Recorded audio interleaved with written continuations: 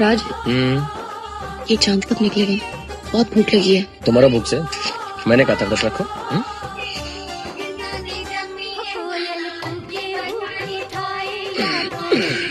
ये लो, चुपचाप से खा लो, कोई नहीं देख रहा है। Stop it.